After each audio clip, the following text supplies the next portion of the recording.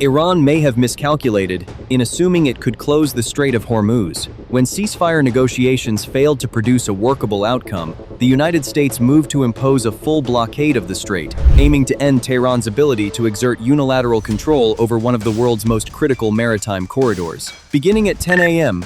on April 13, all vessels, regardless of flag, were required to undergo inspection before being permitted to transit the waterway. This marked a significant shift in control. A strategic lever long associated with Iran's regional influence was effectively placed under Washington's authority. The situation remains tense, with more than 50,000 U.S. troops on high alert across the Middle East. Reports from Reuters and the Wall Street Journal indicate that troop levels could rise to nearly 100,000, reflecting both the scale of the crisis and concerns over limited European support. In recent days, a sustained buildup of air and logistical assets has taken shape. C-17 Globemaster transport aircraft have been operating continuously, delivering personnel and equipment into regional bases. KC-135 aerial refueling tankers have been deployed to support extended air operations. At the same time, fully equipped infantry units have been transferred into the region, reinforcing existing positions and preparing for potential escalation. At sea, the USS Abraham Lincoln Carrier Strike Group has assumed a central role, supported by F-35 stealth fighters and F/A-18 multi-role aircraft. The group provides layered air coverage over the operational area. This deployment has established a continuous aerial presence, reinforcing control over both airspace and surrounding waters. The escalation followed developments on April 11, 2 days before the blockade was announced. During that period, the destroyers USS Frank E. Peterson Jr. and USS Michael Murphy transited the Strait of Hormuz. Their passage represented a deliberate assertion of navigational access in a contested environment. The response from Iran's Islamic Revolutionary Guard Corps was immediate and forceful, including direct radio warnings ordering the vessels to alter course and withdraw. Those exchanges reflected the broader level of tension in the region. The warnings, delivered in repeated and direct terms, underscored how quickly the situation could escalate. They also indicated that both sides were operating in close proximity under increasingly strained conditions. The crisis has since expanded beyond the Strait of Hormuz itself.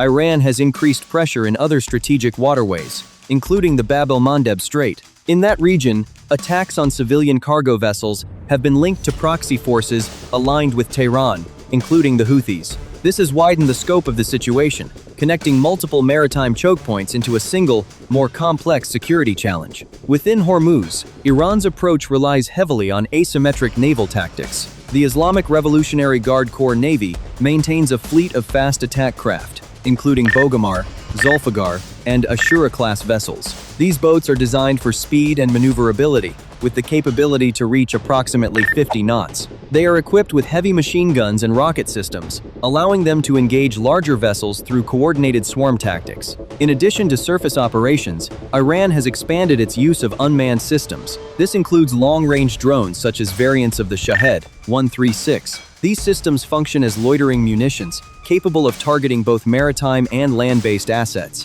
Their relatively low cost and ability to be deployed in large numbers make them a central component of Iran's operational strategy. Subsurface threats also remain a significant concern.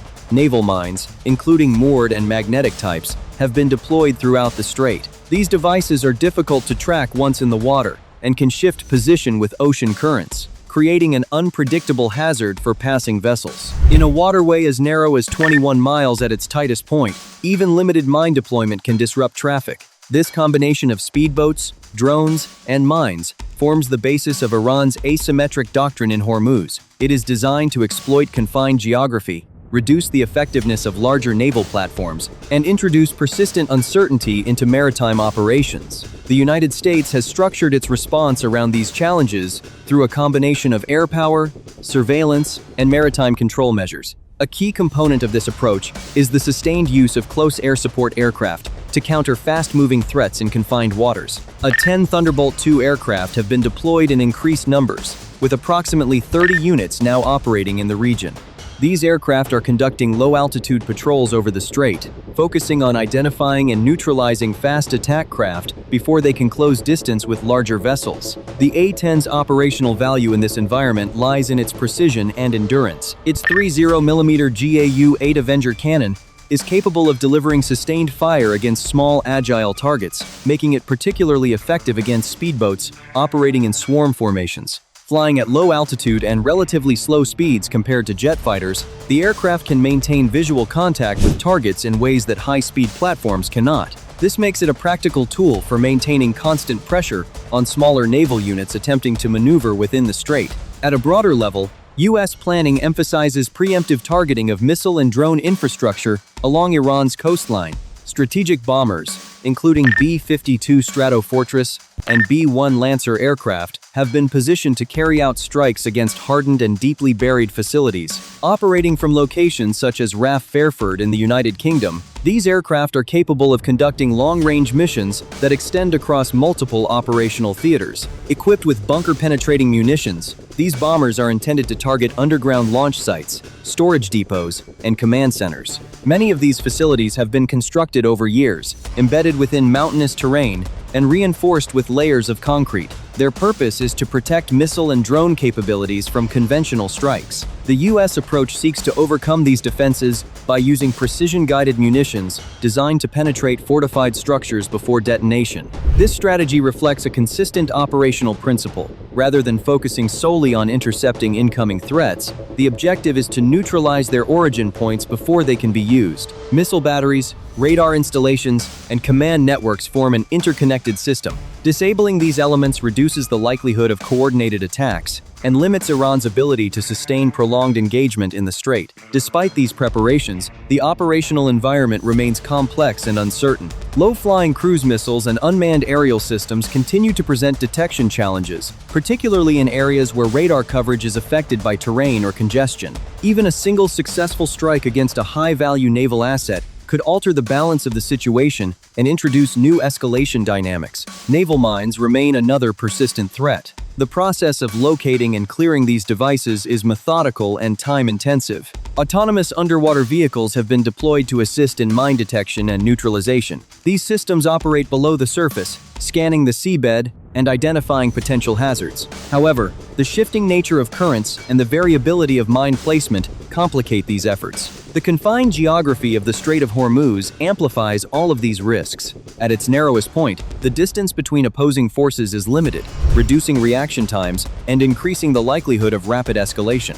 Large vessels operating in these waters have limited maneuverability, making them more vulnerable to both surface and subsurface threats. As military operations continue, the effects of the blockade are becoming increasingly visible in global shipping patterns. Oil tankers and cargo vessels have begun altering their routes to avoid entering the strait. Many have redirected toward the Gulf of Oman or delayed transit altogether. This adjustment reflects both immediate security concerns and uncertainty about how long the current restrictions will remain in place. These disruptions are beginning to influence broader energy markets. The Strait of Hormuz serves as a primary transit route for a significant portion of the world's oil supply. Any sustained interruption to this flow introduces volatility into pricing and supply chains. Even short-term disruptions can have cascading effects across global markets, particularly in regions heavily dependent on imported energy. For Iran, the economic implications are immediate. Oil exports, estimated at between 2 and 3 million barrels per day,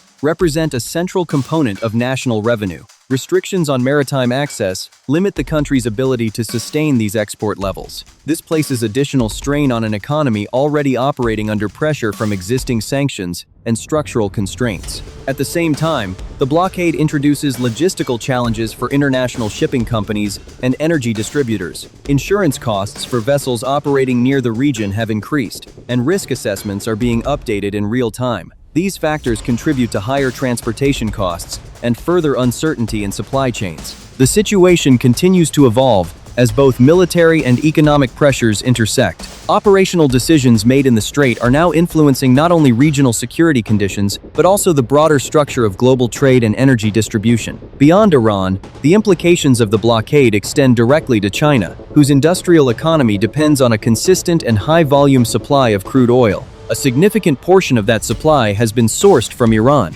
with a notable share transiting through the Strait of Hormuz. This dependency introduces a broader geopolitical dimension to the crisis, linking regional military developments with global economic stability. China's energy relationship with Iran has also included financial mechanisms that operate outside the US dollar system. Transactions have been conducted in yuan and, in some cases, through alternative arrangements designed to bypass sanctions. These practices have supported a parallel trade structure that reduces reliance on Western financial institutions and settlement systems. The U.S. blockade places pressure on these arrangements. If access to Iranian oil is disrupted or restricted, China may be forced to adjust both its supply chains and financial practices. Alternative sources of crude oil may be available, but often at higher cost or with different logistical requirements. This introduces economic friction at a scale that could affect industrial output and long-term planning. The situation also raises the possibility of direct confrontation at sea. If a Chinese-flagged vessel attempts to transit the Strait of Hormuz without complying with inspection requirements, it could trigger a diplomatic or military incident. Enforcement of the blockade depends on consistent application. Any exception, particularly involving a major power, would carry strategic consequences. Conversely, intercepting or detaining such a vessel could be interpreted as a direct challenge to national sovereignty. This would elevate the crisis beyond a regional dispute and introduce the risk of a broader international confrontation. The decisions made in these scenarios would carry implications not only for immediate operations, but also for long-term relations between major powers. The strategic importance of the Strait of Hormuz reinforces the stakes involved. A substantial percentage of the world's seaborne oil trade passes through this narrow corridor. Control over access to the strait has long been recognized as a critical factor in global energy security. Any disruption, whether partial or sustained, affects not only producers and consumers, but also the broader structure of international markets. At the same time, regional actors are closely observing how the situation develops. Countries in the Gulf rely on stable maritime routes for both exports and imports. Prolonged instability may encourage shifts in alignment or increased cooperation with alternative partners. These adjustments could reshape regional dynamics over time. From a military perspective, the United States appears committed to maintaining the blockade and enforcing inspection measures. This reflects a combination of immediate operational objectives and broader strategic considerations. Ensuring control over the strait is not only a matter of regional security, but also a demonstration of capability and resolve.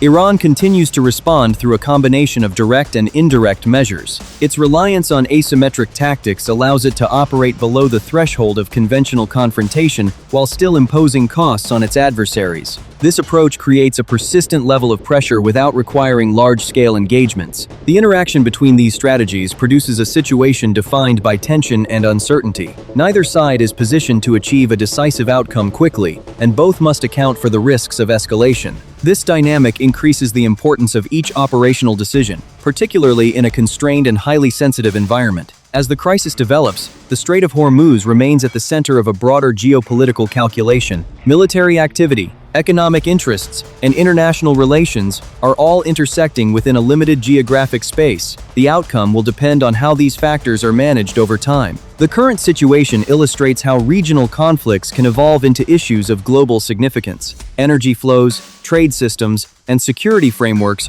are all affected by developments in the strait. As a result, the decisions made in this context will extend beyond immediate tactical considerations and influence the wider balance of power. In practical terms, the continuation of the blockade depends on sustained operational capacity and the ability to manage emerging risks. This includes maintaining maritime control, countering asymmetric threats, and addressing the economic consequences of restricted transit. Each of these elements requires coordination across multiple domains. The broader question is not limited to whether the blockade can be maintained, but how its effects will reshape existing systems. Changes in supply routes, financial mechanisms, and strategic partnerships may persist beyond the immediate crisis. These adjustments could redefine aspects of global trade and energy distribution in the years ahead. As events continue to unfold, the Strait of Hormuz remains a focal point for both regional and global attention. The balance between enforcement and escalation, deterrence and engagement, will determine how the situation evolves.